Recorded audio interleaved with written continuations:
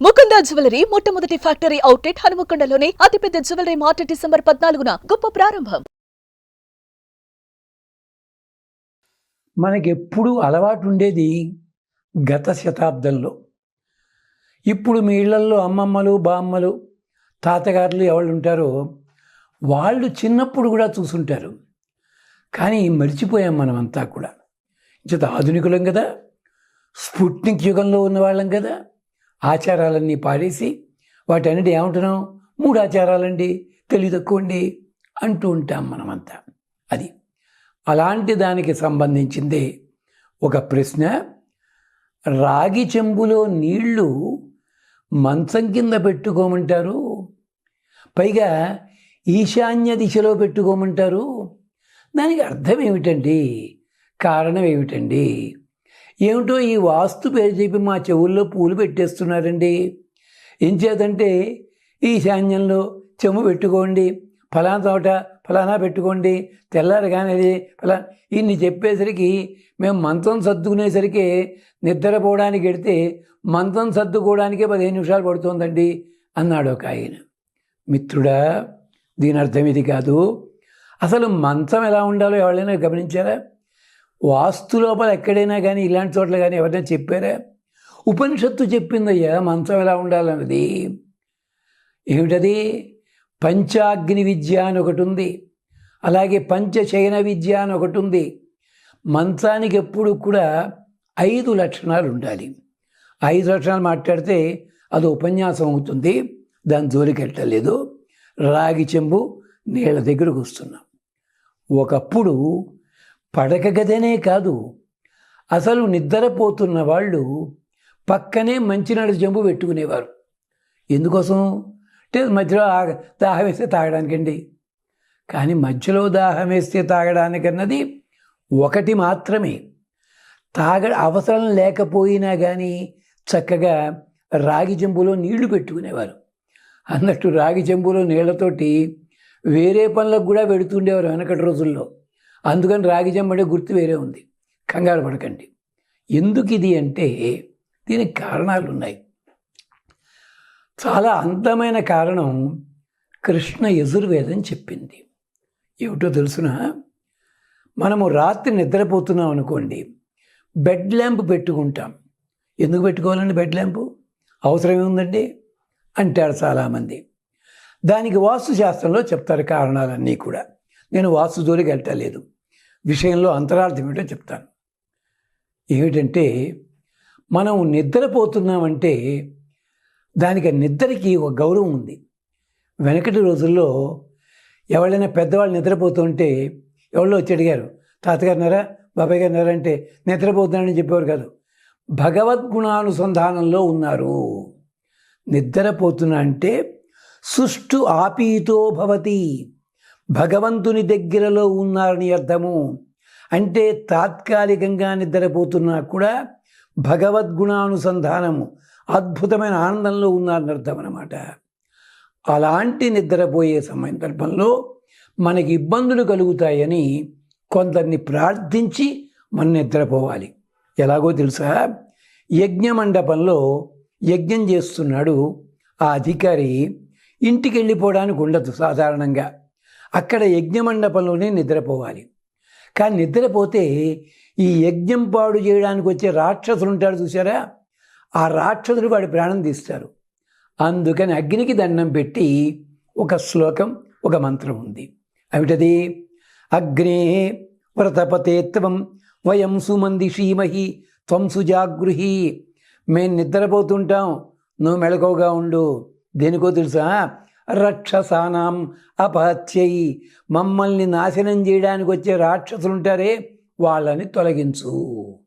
ఇదే రాత్రిపూట నిద్రపోతుంటే బెడ్రూములో bed lamp ఉండడంలో అంతరార్థము ఎంత ఉంది వాస్తు శాస్త్రంలోనూ. దీని వెనకాల కారణం ఇది. అయితే రాగి చెంబు నీళ్ళు అంటున్నారు ఏమిటండి? ఎక్కడుంది మళ్ళీ ఇంకో రహస్యం. రాగి పాత్రకి, రాగి దానికి ఏమిటి అధిపతి? అగ్నిదేవుడు అధిపతి. నీళ్ళంటే జలము. అంటే మనకి ఉపనిషత్తులు వీడు చెప్పారు కదా, అగ్నేరాపహ, అగ్ని నుంచే నీరు పుట్టాయి. అంటే అగ్నేమో చెంబు తండ్రి, లోపల ఉంది జలము. అవి పెడుతున్నామంటే అర్థం ఏమిటి? రాత్రిపూట మనకి పీడకలు కానీ ఇతరములైన ఇబ్బందులు కానీ లేదా కొన్ని రకాల దుష్ట శక్తులు కానీ మన దగ్గరికి రాకుండా ఉండడానికి మన వాళ్ళు ఏర్పాటు చేసిన ఒక చిన్న విధానం ఇది. అలాగే దీనికి ప్రత్యేకించి కృష్ణ యజుర్వేదం దాంట్లో ఏకాగ్నికాండ అని చెప్పి దాంట్లో భాగంలో బ్రహ్మచారికి అగ్ని ఆరాధన ఇవంతా నేర్పుతూ అక్కడ ఒక మంత్రం ఉన్నది. జలకలశం తీసుకుని జలముని ప్రార్థన చేయమంటారు. ఎవనో తెలుసునా? ఓ జలదేవత, నువ్వేం చేయాలో తెలుసునా? ఆపహ సుప్తేషు జాగ్రత్త. ఎందుకని? రాక్షసానాం అపహత్యై రక్షాంసి నిర్నుద. ఇగో జ్ఞాపకం పెట్టుకో, మేము నిద్రపోతుంటాం, బ్రహ్మచారులం కదా, ఏదో ఎక్కడ పడితే అక్కడ నిద్రపోతుంటాం. అలాంటప్పుడు చటుక్కుని మా బ్రహ్మచర్యం పాడు చేయడానికి ఏవైనా శక్తులు రావచ్చు, బ్రహ్మచర్యం పాడు చేయడానికి, లేదా మా ప్రాణాలు తీయడానికి జంతువులు రావచ్చు. అక్కడ లిస్ట్ చెప్పారు, దాంట్లో ఎక్కాను. అలాంటి వాళ్ళందరినీ కూడా నువ్వు తొలగించు. అందుకని నేను ఇక్కడ జలముని ప్రార్థన చేస్తున్నాను. కాబట్టి ఓ జలదేవత, ఏమిటి వరుణదేవుడికి ఉన్న గొప్పతనము? వరుణుడంటే ఎవరో తెలుసునా? మనలో ఉండే పాపపుణ్యాలన్నీ చూస్తూ ఉంటాడు. మన శరీరంలోనూ నీళ్లుంటాయి, మన చుట్టుపక్కల వాతావరణంలో నీళ్లుంటాయి, నీళ్లలోనూ ఉంటాయి. మన పాపాలు చూస్తాడు. ఏంచిది? ఆయన వరుణ యా సాగుం వరుణో యాతి చెప్తుంది జలం లోపల. కాబట్టే మనం స్నానం చేయడానికి వెళ్ళామనుకోండి నీళ్ళలోకి, శరీరం వణుకుతుంది. దేనికి? మనలో ఉన్న పాపాలన్నీ బయటికి వచ్చేయడం ప్రయత్నిస్తాయిట. అంటే బస్సు ఆగితే బస్సులో జనాలతో ఒకసారి దిగారనుకోండి, బస్సు షేక్ అవుతుంది. అలా మన బాడీ కూడా షేక్ అవుతుంది. అందుకని వరుణదేవుడు యాసాగం వరుణో యాతి, తిరుగుతూ తిరుగుతూ అపశ్యజ్జనానాం ఋత నృతే, మనం చేస్తున్న తప్పులు పాపాలన్నీ చూస్తుంటాడు. అందుకని వరుణదేవుడికి ప్రార్థన, జలములారా. అలాగే రాగికి అధిపతి ఎవరు? అగ్నిదేవుడు. అంచేత అగ్ని, మీ ఇద్దరూ కూడా మమ్మల్ని కాపాడండి అయ్యా. పొరపాటుని మేము బెడ్ ల్యాంప్ పెట్టుకోవడం లేదు, ఎవడో బయట పడుకుని నిద్రపోతున్నాం, మంచి నిజం పెట్టుకుంటాం, నష్టం ఉంది. అక్కడ అగ్ని ఉంటాడు, వరుణదేవుడు ఉంటాడు. బాబు, మన భారతీయ సాంప్రదాయంలో ఏ అలవాట్లో కూడా మూఢాచారాలు కాదు. కొన్ని శాస్త్రాలని మీరు కొన్నాళ్ల పాటు తిట్టిపోశారు. ఆ శాస్త్రాల పేరు చెప్పటం లేదు నేను. 40 ఏళ్ల కిందట తిట్టిపోస్తుండేవారు వాటిని. తర్వాత దాని మీదనే ప్రతివాడు రోడ్డు పక్కన పుస్తకం కొనుక్కోవడం, చదవడం, ప్రాక్టీస్ చేయడం, లక్షలు సంపాదన చేస్తున్నారు. పాపం, ఆ శాస్త్రాలేవి అబద్ధములు కావు. వాటికి బలమైన ఆధారం వేదం ఉంది.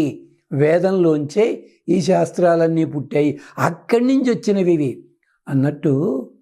ఒకసారి ధర్మరాజు సూర్యుడిని ప్రార్థిస్తే అక్షయపాత్ర ఇచ్చేట్టే కదా. సినిమాల్లో చూపిస్తారు, ఏదో వెండి బంగారంతో తయారు చేసిందని చెప్పి. అది వెండి బంగారం కాదండోయ్, రాగి పాత్ర. అది విశేషం. అక్షయ పాత్రుడా రాగి పాత్రే. అందుకనే ఒకప్పుడు కూరగాయలు పట్టుకొచ్చిన రాగి పళ్ళెల్లోనూ రాగి పాత్రలోనూ అట్టే పెట్టి మర్నాడు వాడుకునేవారు. లేదా రాగి పాత్రలో ఉన్న నీళ్లలో కొన్ని కూరలు వేసి, ఎందుకని? రాగి అగ్నికి సంకేతము. అలాగే రాగి లోపల కూడా ఔషధ గుణాలు ఉంటాయి. ఇన్ని ఉన్నాయి. అంచేత రాగి చెంబులో నీళ్లు పెట్టుకోవడంలో అంతరార్థం. అయితే ఈశాన్య దిక్కే ఎందుకండి బాబు? పాటించగలిగితే మంచిదే. ఈశాన్య దిక్కుకి అధిపతి గురుడు. గురుబలం నీకు క్షేమంగా ఉండాలి. అదేమిటండి గురుబలం ఉంటే ఏం ప్రయోజనం ఉంది మాకు అంటారా? గురువు అంటే ఎవరండి? బృహస్పతి. బృహస్పతి గొప్పతనం తెలుసా? ఇంద్రుడి భార్య శచీదేవి ఉందే, ఇంతమంది రాక్షసులు ఎక్కడెక్కడో మీద పడ్డారు ఇంద్రుడి మీద. ఒక్కడైనా శచీదేవి జోలికి వెళ్ళగలిగాడా? పురాణాలు తిరగండి ఒకసారి. లేదు. ఆఖరికి నహుషుడు అన్నవాడు కూడా శచీదేవి మీద కన్నేస్తే శచీదేవిని కాపాడింది ఎవరు తెలుసునా? బృహస్పతి, గురుడు మాత్రమే. అది విశేషం అన్నమాట. బృహస్పతి అంటే అర్థం బృహత్వైవాక్ తస్యాహపతి బృహస్పతి. బృహత్ అంటే వేదమంత్రము, వేదమంత్రములన్నిటికీ అధిపతి శివునికి పేరుంది, అలాగే ఇంద్రుడికి పేరుంది, బృహస్పతికి పేరుంది, విష్ణువుకి పేరుంది, బ్రహ్మకి పేరుంది. ఇంతమంది శక్తులు రాగి పాత్రలో ఉంటాయి. అది ఎక్కడ? ఈశాన్య దిక్కులో పెట్టినట్టయితే అది అర్థం.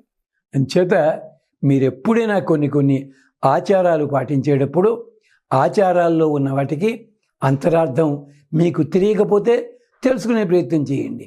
కానీ కొంతమంది ఇలా చేసినని వెళ్ళిపోతుంటారు, వాళ్ళకి తెలియదు పాపం. అంచేత తెలుసున్న చోటికి వెళ్ళండి. భగవద్గీతలో చెప్పాడు, ఉపదేక్ష్యంతి తే జ్ఞానం తత్వదర్శిన ప్రణిపాతేన పరిప్రశ్నేన సేవయా. ఇది విశేషం. అందుకని రాగి పాత్రలో నీళ్ళలో ఉన్న అంతరార్థం అది. ఆ రాగి పాత్రలో ఉన్న నీళ్ళని మనం పొద్దున్నే ముఖ ప్రక్షాళనకి వాడుకోవచ్చు, లేదా మన గార్గిలింగ్ ఏదో అంటున్నాం కదా దానికి వాడుకోవచ్చు. వేరే పనికి కూడా పాతకాలంలో వాడుతుండేవారు. కొంచెం బాగుండదు చెప్తేను, అందుకని చెప్పలే, అంతే సంగతి. మరి ఉంటాం, మరో సందేహంలోకి వెళ్తాం. స్వస్తి.